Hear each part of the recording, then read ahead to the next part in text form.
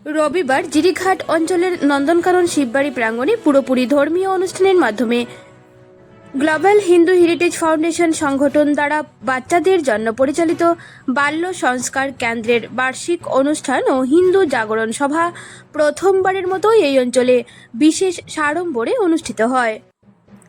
নববর্ষের পূর্ণ লগ্নে অনুষ্ঠানের শুরুতেই প্রথমে শিব মাঙ্গলিক পূজাপাঠ এবং ভারত মাতার আরাধনার মাধ্যমে অনুষ্ঠানের সূচনা হয়। উক্ত অনুষ্ঠানে সুদূর অন্ধ্রপ্রদেশ থেকে আগত এই সংগঠনের সর্বভারতীয় সম্পাদক মাননীয় রাজেশ থুনগন্টালা প্রথমেই অনুষ্ঠানের মুখ্য অতিথি রাজেশ থুনগন্টালার মাধ্যমে ভারত মাতার প্রতিকৃতিতে প্রদীপ প্রজ্বলন ও পুষ্পার্ঘ্য অর্পণের মাধ্যমে অনুষ্ঠানের শুভারম্ভ হয় এবং এরপরেই ছিল এই অঞ্চলের শিল্পীদের দ্বারা পরিবেশিত বিভিন্ন সাংস্কৃতিক অনুষ্ঠান। গায়ত্রী মন্ত্রের মাধ্যমে সাংস্কৃতিক অনুষ্ঠানের আরম্ভ হয় এবং এরপরেই ছিল বালক বালিকাদের দ্বারা পরিবেশিত হনুমান চালিসা পাঠ এবং শ্রীরামের গানের উপর অভিনব নৃত্যশৈলী।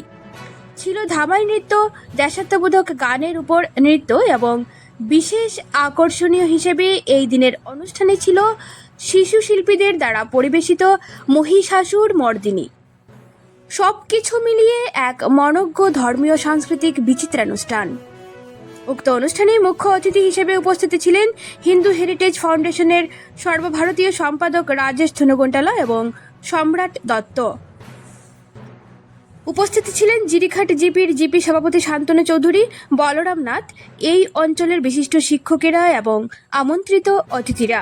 উক্ত অনুষ্ঠানে স্বাগত বক্তব্য রাখেন এই অঞ্চলের বিশিষ্ট শিক্ষাবিদ তথা সমাজসেবী স্বদেশ সরকার। স্বাগত বক্তব্যের পর একে একে বিভিন্ন বক্তারা বক্তব্য রাখেন।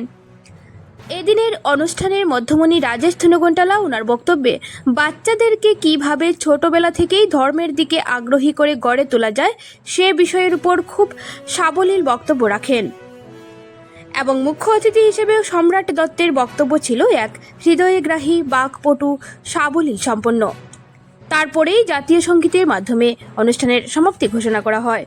অনুষ্ঠানটির সঞ্চালনায় ছিলেন স্বদেশ সরকার। के लोग और धर्म सुरक्षा होना ही होगा। मैं एक एग्जाम्पल बोलूंगा आपको। मैं बोला था आपको, मैं आंध्र प्रदेश से आया था। मेरे आंध्र प्रदेश में मेरा शहर का नाम है गुंटूर, एक छोटी सी शहर है। उस शहर में, हमारे छोटी सी शहर में रोहिंग्या लोग हैं, बंगाल की मुस्लिम लोग हैं हमारे शहर में। मैं ये एग्जाम्पल आपको क्यों बोलना चाहता हूँ कि ये सब लोग, ये रोहिंग्या लोग और बांग्लादेश की मुस्लिम लोग देश में, हम सबको मालूम है, पश्चिम बंगाल से अंदर आ रहा है, देश के अंदर से आ रहा है। जो एरिया है, बॉर्डर एरिया है, हमारी सीमा है, उस पर हम हमारे धर्म स्ट्रांग हुए तो वो लोग नहीं अंदर आ सकता है ना। इसीलिए देश की सीमा, देश की सुरक्षा के लिए ही स्ट्रांग नहीं होना चाहिए, देश की अंदर धर्म के लिए भी वो बॉर्डर एरिया सुरक्षित होना चाहिए। पहले हम सब देखा था, सब बच्चे बहुत सांस्कृतिक कार्यक्रम किया था, हनुमान चालीसा के भी पठन किया था और हम कल एक प्रोग्राम किए थे, उसमें भगवद गीता का श्लोकन का पठन किया था। ये सब अच्छे हैं। मैं एक बात बोलना चाहता हूँ इधर बैठने वाली माओं को, केवल हनुमान चालीसा केवल गीता श्लोक बच्चों के लिए सही है, मगर उसका अंतर बच्चों को समझना होगा। जैसा वो हनुमान चालीसा पढ़े तो हनुमान जी की तरफ वो शक्तिमान होना चाहिए, धर्म की रक्षा करनी चाहिए। भगवत गीता पढ़े तो धर्म के लिए लड़ना चाहिए बच्चों का। ऐसा परिवर्तन हमारे बच्चों में आए तो हमारे देश और हमारे धर्म बहुत सुरक्षित होता है। आने वाले दिनों में भी हमारे ऑर्गेनाइजेशन की तरफ से हम बहुत कार्यक्रम इधर करने के लिए प्लान कर रहा हूँ।